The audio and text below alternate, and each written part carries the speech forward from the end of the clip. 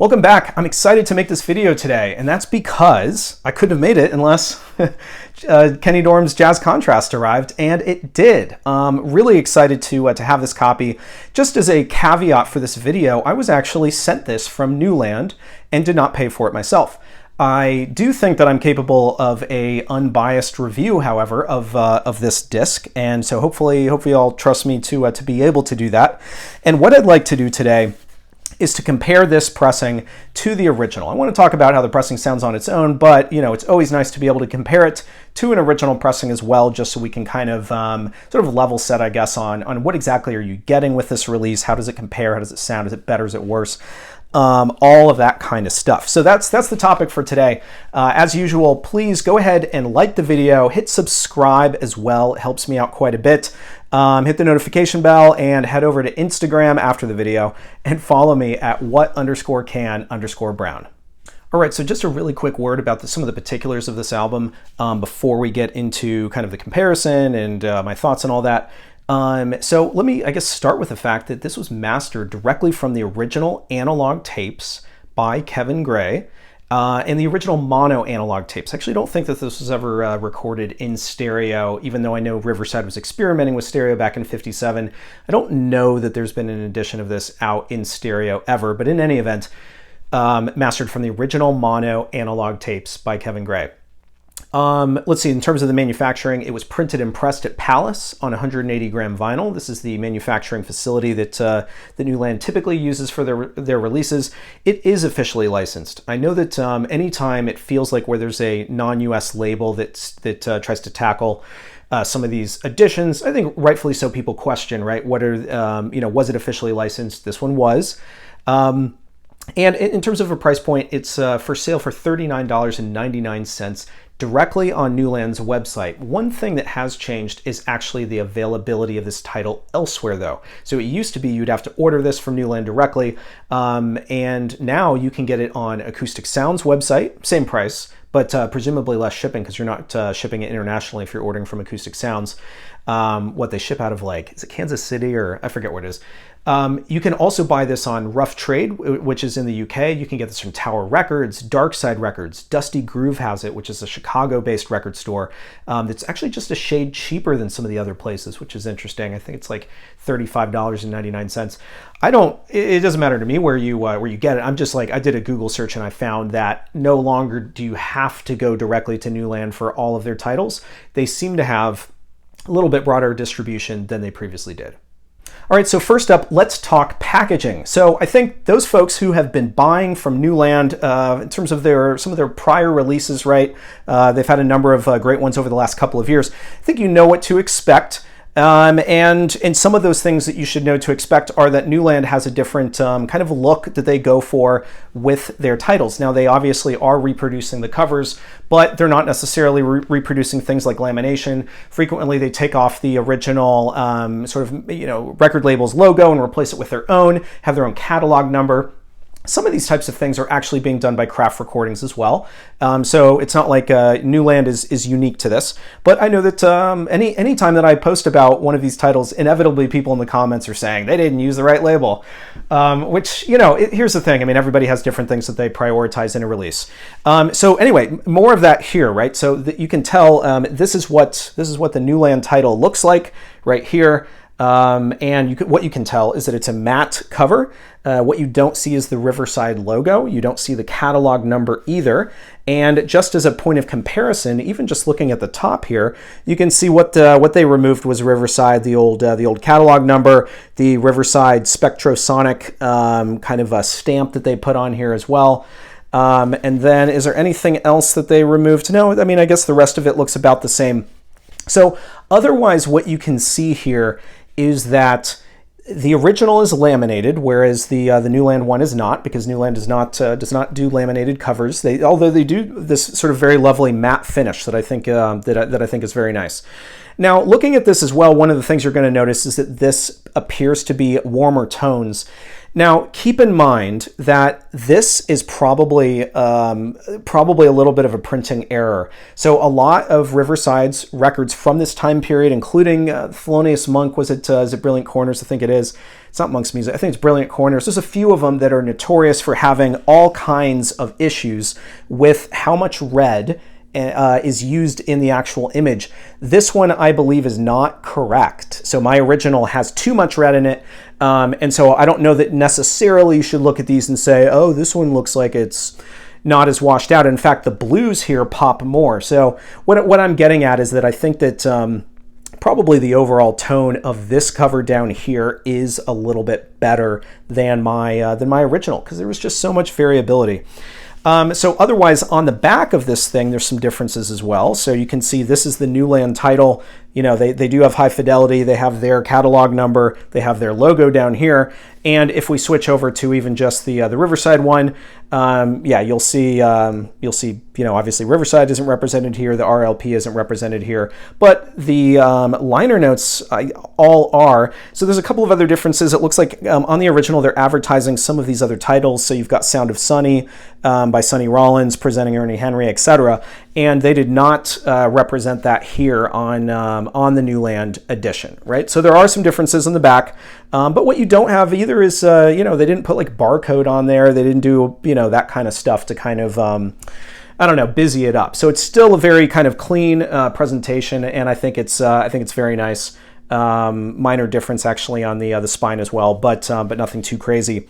So that's the comparison. And one thing I do want to mention as well before we move on past the cover is what's included is a really a lovely picture. And I apologize if there's some glare in here with some of these lights that I have going on, but really lovely picture of Kenny Dorham. And I just feel like it's such a dark photo. The contrast is really nice. There's no graininess really to the image. It's just it just looks really cool. I don't know yet what to do with some of these photos, but lately I'm trying to think if they've been doing this for every single release. I don't think they have, but they did for the John Wright one as well. So be making a video on that one as well at some point. So anyway, that is the cover. And let's talk really briefly about the label as well. So if we're going to look at an original pressing, try to hold this up for you so you can see it. So this is an original pressing of this title, and you can see the white and blue Riverside logo, or excuse me, label. You can see the deep groove. This is what an original pressing looks like. My copy, just as an aside and something to know in terms of how I did the sonic comparison, my copy's probably overall a VG. It's not crazy bad, but it's not crazy good either. There's some good parts to it, but it's not as good as it could be. But still, it actually sounds surprisingly good. I still thought it was a good point of comparison. All right, so the Newland disc, they go with their own labels, right? So on every Newland title, you're going to see a variation of this. Typically, they change up. I think they change up the color of the labels to some degree, but otherwise, this is the format that you get. And so, yeah, so they're not replicating the original label, but that's just not something that they do. They don't, they don't seem to prioritize that. And, you know, whatever. I'm kind of indifferent, I think, on the design of the label. I mean, why should it like try so hard to look like an original? It's not an original. I mean, what are you going to do, right? All right, so I suppose we should talk about how this thing sounds, right? Might be appropriate. What I would say about this record, this album, is that it sounds like a 1957 recording. And I think what I mean by that is, and maybe I'll clarify, it sounds like a Riverside 1957 recording, because I think Blue Note tended to do a little bit better job at that time with some of these like early mono recordings, right? So when it comes to Riverside and what that sounds like, typically what you hear is a little bit more echo in the room, like sound kind of bouncing around a little bit too much. I think Riverside probably had a little bit more of a sort of official studio, whereas Rudy Van Gelder was still recording in his parents' living room, right? So I guess what else besides the room noise, typically what you get with these recordings is that the piano is a little bit too soft. The bass is not really distinct, usually pretty soft. And usually there's not very much detail around the drums. Typically what they would do is they would prioritize, in this case, Kenny Dorham and Sonny Rollins, the two horn players. They're going to be, you know, so much louder, and I guess it was just, I don't know, harder for them to capture some of these other instruments without bleed, perhaps. I don't really know actually exactly how some of these recordings came to pass. But certainly with these early mono ones, typically what you hear is the horns and everything else is pushed a little bit to the back. And so that is the case with not this one, but the original pressing. Kenny Dorham does sound great. I would say that because of the speed at which he's playing, and because it's because some of his notes aren't as distinct, like the attacks aren't quite as pronounced in the original pressing, it kind of feels like some of his runs of notes blend together. And that's one of those things that you would never necessarily pick out if all you're doing is listening to the original. But in this circumstance, when you have a modern pressing, you get to understand or realize some of these things. So I would say, though, otherwise, that Kenny Dorham does have a very nice warm tone, and his sound certainly is a highlight here of this album.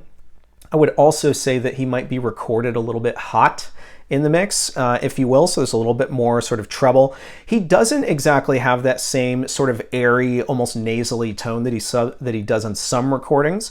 I think that there's like too much air escaping from his mouth, and that's just the way that he often played. I don't get as much of a sense on this recording, even the original, of any of that kind of issue. It feels like he was just more, I don't know, he just has a prettier tone.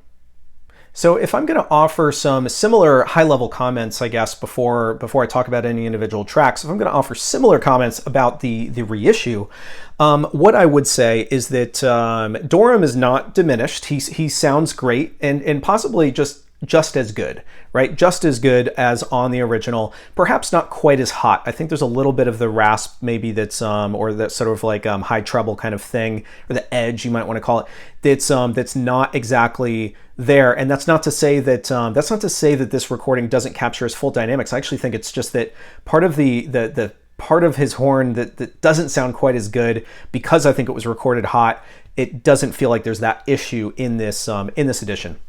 Otherwise, in terms of the other instruments, as you might expect with a modern reissue, there is better balance across the instruments. I don't think Dorham is brought down as much as some of the other instruments just seem more present in the mix. The drums are definitely more present, and especially the cymbals, and not just sort of splashy cymbals for the sake of loudness and everything. I think that's still blended, but they're better detailed, and I think in certain circumstances it sounds like extra nice. Like, I mean, it's great overall to have the drums be brought forward a little bit or more present in the mix, but there's a few instances where it sounds just really good. I would also say that the bass is more detailed. There's better like low end frequency, or like wider. I don't know. You get more of like of all of the sound that's there on the original recording in terms of the bass. Now, I've made the mistake, I think, in the past about playing some of these older recordings with my subwoofer on. I think I probably made that mistake here as well, because I thought initially when I was listening to it that it was slightly boomy, but then as soon as I flipped the subwoofer off, which I don't always use, by the way, then all of a sudden it was just addressed and it sounded great. For some reason, I think that sub just does a better job with stereo recordings. So that's kind of the high level of these two pressings. And so I think what I've communicated is that there's improvements in this reissue, and I definitely stand by that.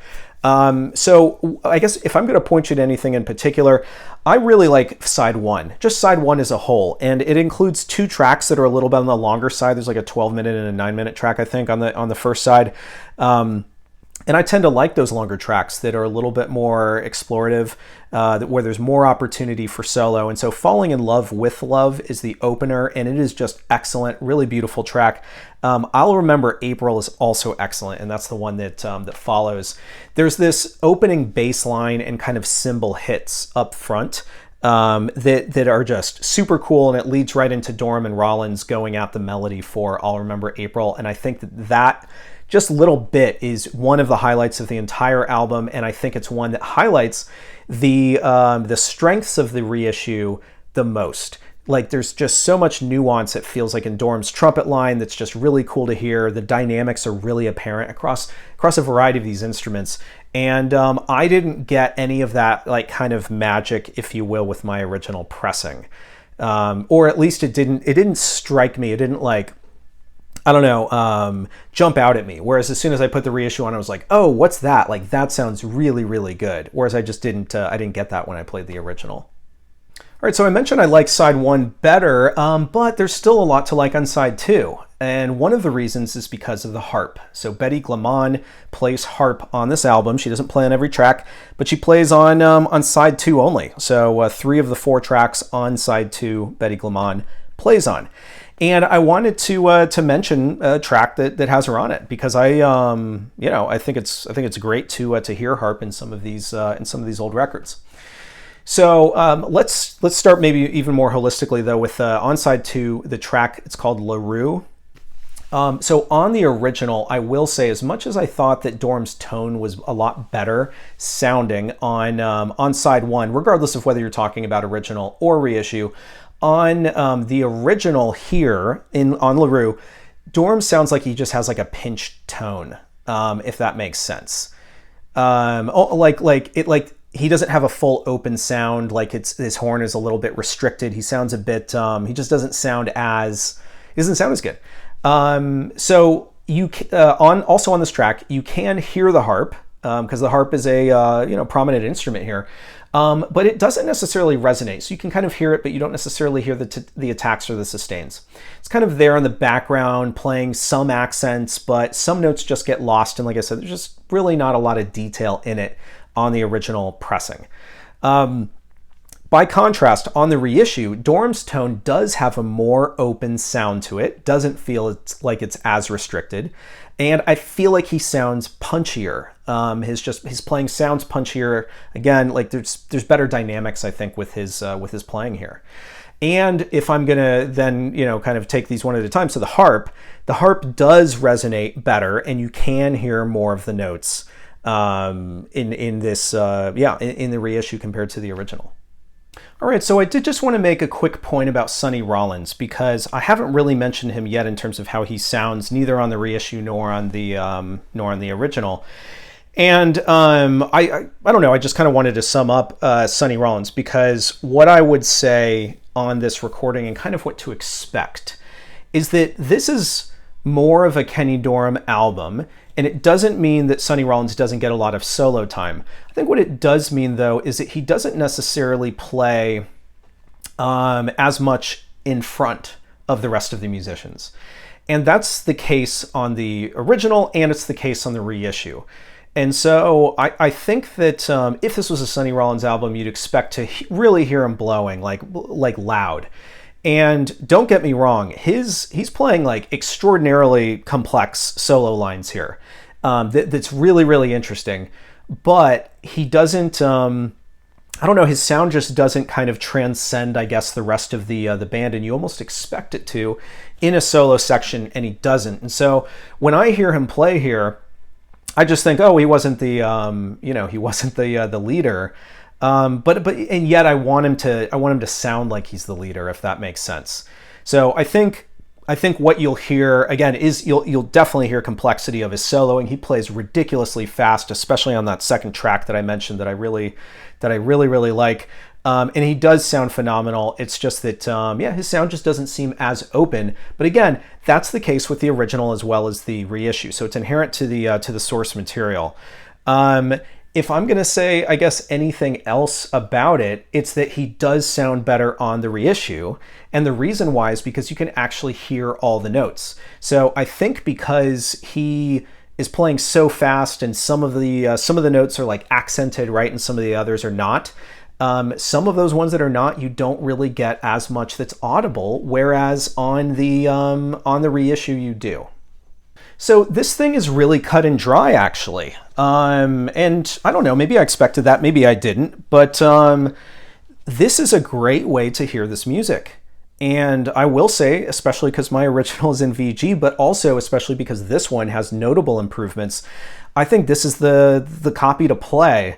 So if you're thinking about, I guess, the comments that I've made and the like the 10-second kind of summary, the reissue is better in terms of dynamics, and that's one of the biggest highlights. Dorham sounds better, perhaps a little bit warmer of a tone. Sounds really nice. The cymbals are brought out. I hesitate to say brought out because then people immediately in their minds go to like some of those tone poets where they thought that the cymbals were too much. I don't think the cymbals are too much here. I think they're better detailed here. The drums sound more natural. Bass is a tad boomy, but I think it's better than on the original where you barely hear the bass in a lot of places. There's more pronounced sonic detail really throughout. I think Betty Glamond does a great job here. Like, it's just so interesting to hear some of this music with harp during this time period, especially alongside a trumpet and a tenor, right? To kind of almost compete with those other horns. I just think that the harp is a really nice addition, and you get to experience more of that with this reissue. So that's the high level kind of feedback on this one. I'm just so excited to be able to get this copy in, to be able to hear it in this format. I can't wait to dive into the next Newland reissue, which is a John Wright trio. I'm sure I'll be recording and posting that in the very near future as well. So yeah, those are my comments on this one.